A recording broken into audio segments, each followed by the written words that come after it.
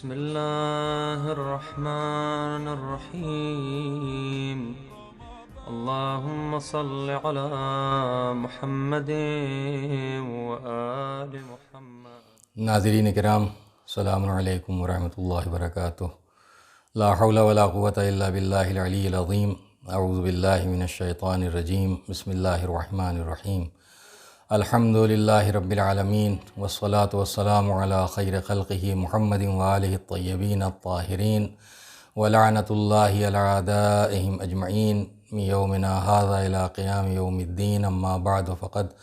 قال اللہ تبارک و تعالی فی القرآن الحکیم۔ بسم اللہ الرحمن الرحیم۔ یا ایھا الذین آمنوا کتب علیکم الصیام کما کتب علی الذین من قبلکم لعلکم تتقون۔ الصراط ٹی وی کی جانب سے یہ پروگرام آپ کی خدمت میں پیش کیا جا رہا ہے۔ خداوند عالم بحق محمد و آل محمد علیہ الصلاۃ والسلام تمام ناظرین کو اور دنیا کے گوشے گوشے میں جہاں بھی صاحبان ایمان موجود ہیں ان سب کی جان و مال، عزت آبرو کی حفاظت فرمائے۔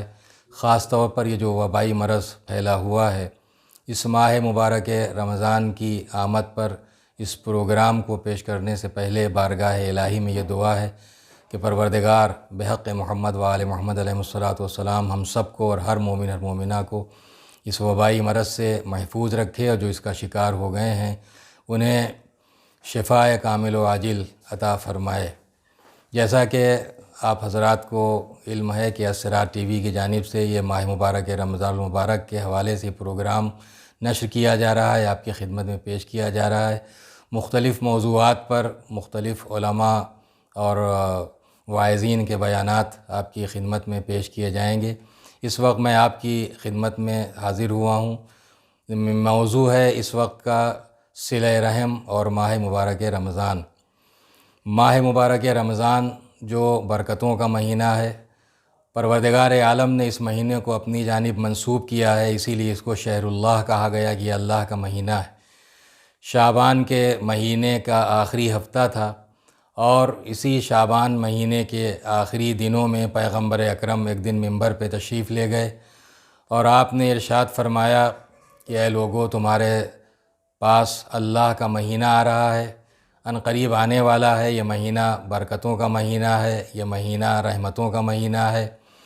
اس میں اللہ نے تمہیں روزہ رکھنے کا حکم دیا ہے، اور اس روزہ رکھنے کا فلسفہ یہ بھی ہے کہ تاکہ انسان جب بھوکا رہے تو اسے یہ خیال ہو اور احساس ہو کہ ہاں، جس وقت انسان کو کھانا نہیں ملتا یا بھوک ہوتی ہے تو اس وقت اس پر کیا گزرتی ہے۔ اس طرح سے پیاس کا احساس کرنے کے بعد پیاسوں کی پیاس کا احساس، اور خاص طور پر روز قیامت کی بھوک اور پیاس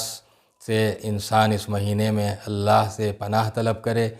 ماہ مبارک رمضان میں جہاں روزہ رکھنے کا حکم دیا گیا ہے، وہیں تمام تر نیکیوں کا حکم دیا گیا۔ اسی لیے پیغمبر اکرم نے ارشاد فرمایا کہ تمہاری سانسیں عبادت کا ثواب رکھتی ہیں، یہاں ہر ساعت گویا تمہاری عبادت میں شمار ہوتی ہے، ہر سانس تمہاری عبادت میں شمار ہوتی ہے۔ شرط یہ ہے کہ انسان فقط بھوک اور پیاسی کی اذیت نہ برداشت کرے، بلکہ ہر اعتبار سے وہ روزے سے ہو، اس کی آنکھ بھی روزے سے ہو، اس کے کان بھی روزے سے ہوں، اس کی زبان بھی روزے سے ہو، یعنی اپنے کو تمام تر گناہوں سے اور معصیت سے بچانا، اور زیادہ سے زیادہ نیکیوں کی طرف سبقت کرنا، نیکیوں کی طرف آگے بڑھنا، نیک کام انجام دینا۔ وہ جہاں تک واجبات کا تعلق ہے وہ تو ادا ہی کرنا ہے، مستحبات کے پر عمل کرنا اس مہینے میں، اس لیے کہ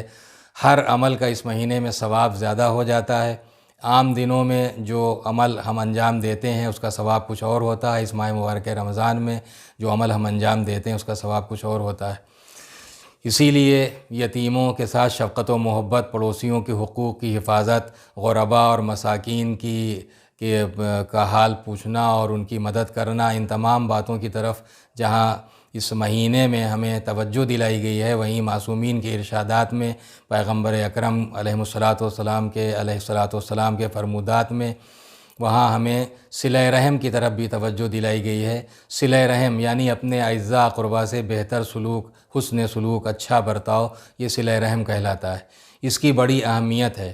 ہر وقت اس کی اہمیت ہے، لیکن ماہ مبارک رمضان میں اس کی اہمیت کچھ اور بھی بڑھ جاتی ہے، اس لیے کہ جس طرح ہر عمل کا زیادہ سے زیادہ ثواب حاصل ہوتا ہے، اسی طرح صلہ رحم کرنے والے کو بھی اس مہینے میں زیادہ ثواب حاصل ہوتا ہے، اور صلہ رحم بھی اللہ سے قربت کا ایک ذریعہ قرار پا جاتا ہے۔ اپنے اعزاء اقربا رشتہ داروں کا ہر لحاظ سے خیال رکھنا،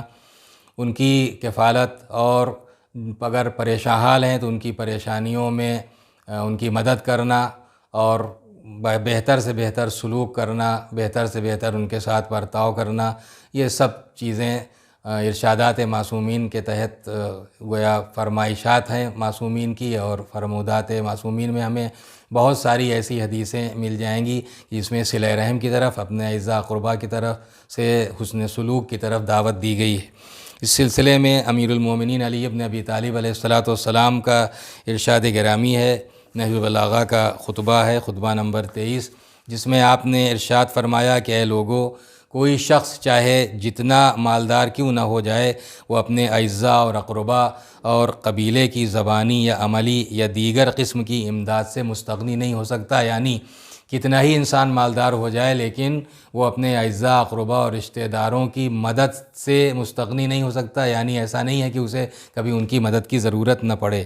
یہ لوگ انسان کے بہترین محافظ اور پراگندگی کو دور کرنے والے ہوتے ہیں، اور جب اس پر کوئی افتاد و مصیبت پڑتی ہے تو اس میں سب سے زیادہ یہی لوگ اس کی پشت پناہی کرتے ہیں، یعنی اس کی مدد کرتے ہیں اور ہر طریقے سے اس کی مدد کے لیے تیار رہتے ہیں۔ تو یہ امیر المومنین کا ارشاد گرامی ہے۔ اسی کے ساتھ حضور سرور کائنات پیغمبر اکرم حضرت محمد مصطفیٰ صلی اللہ علیہ وآلہ وسلم کا ارشاد ہے، آپ نے فرمایا کہ آگاہ ہو جاؤ کہ تم میں سے کوئی شخص بھی اپنے اقربا کو، یعنی اپنے قرابت داروں کو، رشتہ داروں کو محتاج دیکھ کر اس مال سے ان کی حاجت براری کرنے سے گریز نہ کرے، یعنی بچے نہیں، جو باقی رہ جائے تو بڑھ نہیں جائے گا، اور خرچ کر دیا جائے تو کم نہیں ہو جائے گا۔ اس لیے کہ جو شخص بھی اپنے قوم اور قبیلے سے اپنا ہاتھ روک لیتا ہے تو اس قبیلے کے لیے ایک ہاتھ رک جاتا ہے، اور خود اس انسان کے لیے بے شمار ہاتھ رک جاتے ہیں۔ جس کے مزاج میں نرمی ہوتی ہے وہ قوم کی محبت کو ہمیشہ کے لیے حاصل کر لیتا ہے۔ لہٰذا کبھی بھی انسان کو یہ خیال نہیں کرنا چاہیے کہ ہم اگر اپنے اعزاء اقربا میں کسی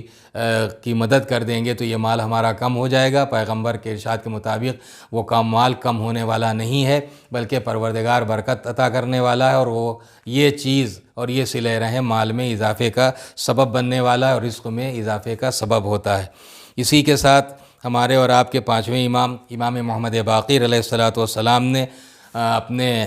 بزرگ آبا و اجداد کے ذریعے پیغمبر اکرم کی یہ روایت نقل فرمائی ہے، جس میں پیغمبر اکرم نے ارشاد فرمایا کہ میں اپنی امت کے موجودہ اور غیر موجودہ، یعنی جو موجود ہیں وہ بھی اور جو ابھی موجود نہیں ہیں، یعنی جن کی ولادت بھی نہیں ہوئے وہ بھی، جو مردوں کے صلبوں اور عورتوں کے ارحام میں ہیں، قیامت تک آنے والے ہر شخص کو یہ وصیت کرتا ہوں کہ اپنے اعزاء اور اقربا کے ساتھ صلہ رحم کرے، یعنی ان سے بہتر سلوک کرے، اگر پریشان ہیں تو ان کی پریشانیوں کو دور کرنے کی کوشش کرے، مصیبت زدہ ہیں تو ان کی مصیبت کو دور کرنے کی کوشش کرے، یا کسی بھی اعتبار سے اگر انہیں کوئی پریشانی ہے، خدا نخواستہ ان کے فاقوں کی نوبت ہے تو اس میں بھی ان کی مدد کرنا چاہیے تاکہ ان کے گھر فاقے کی نوبت نہ آنے پائے۔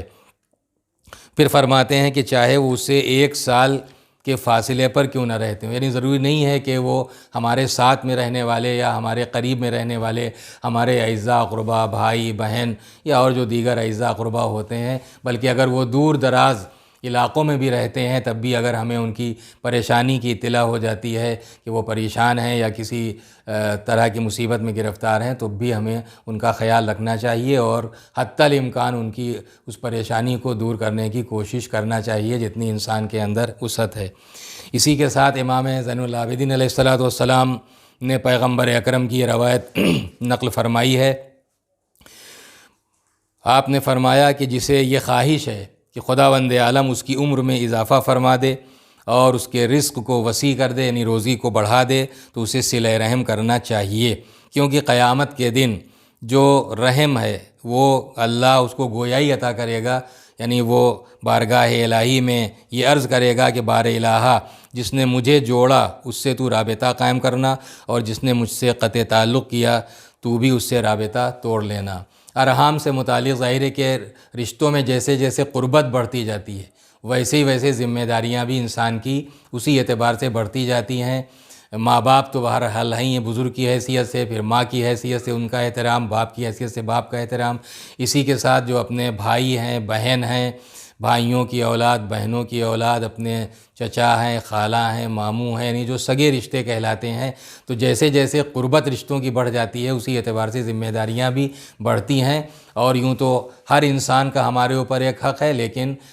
رشتوں کے لحاظ سے جب انسان کسی انسان سے قریب ہو جاتا ہے تو اس رشتہ دار کا حق اور بھی زیادہ ہو جاتا ہے۔ اسی لیے معصومین علیہ السلام نے اور پیغمبر اکرم نے خاص طور پر توجہ دلائی ہے۔ امام رضا علیہ السلام نے اپنے اجداد طاہرین کے واسطے سے پیغمبر اکرم کی یہ حدیث نقل فرمائی کہ حضور نے فرمایا کہ جو شخص مجھ سے ایک بات کا وعدہ کر لے میں اس کے لیے 4 چیزوں کی ضمانت لے لوں گا۔ اپنے اعزاء اور اقرباء سے صلہ رحم کرے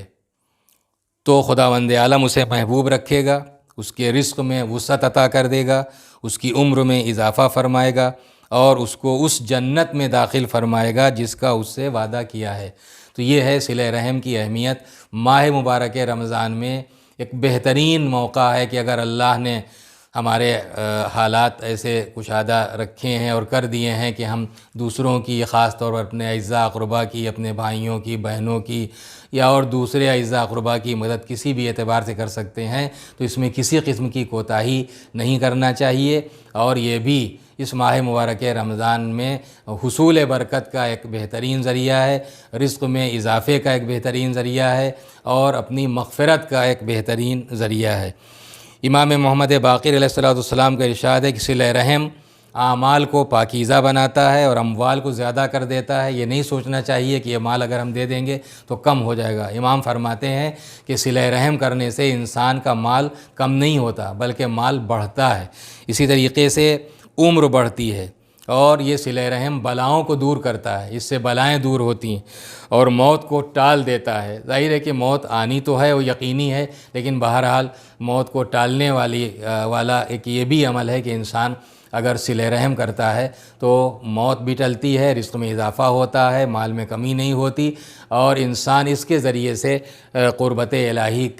کا حقدار ہو جاتا ہے، یعنی اللہ سے قرب حاصل کرنے کا اسے ایک ذریعہ فراہم ہو جاتا ہے۔ لہٰذا گزارش ہے تمام ناظرین کی خدمت میں کہ الصراط ٹی وی کی طرف سے جو پروگرام پیش کیا جا رہا ہے اسے آپ پابندی کے ساتھ ملاحظہ فرمائیں، دیکھیں اور علماء اور واعظین کی جو نصیحتیں اور جو باتیں ہیں اسے آپ سماعت فرمائیں اور اس سے سبق حاصل کریں۔ خداوند عالم بحق محمد و آل محمد اس ماہ مبارک رمضان میں ہم سب کو تمام طرح کی سعادتوں اور برکتوں اور رحمتوں میں حصے دار بننے کی توفیق عطا فرمائے۔ وآخر دعوانا الحمد للہ رب العالمین۔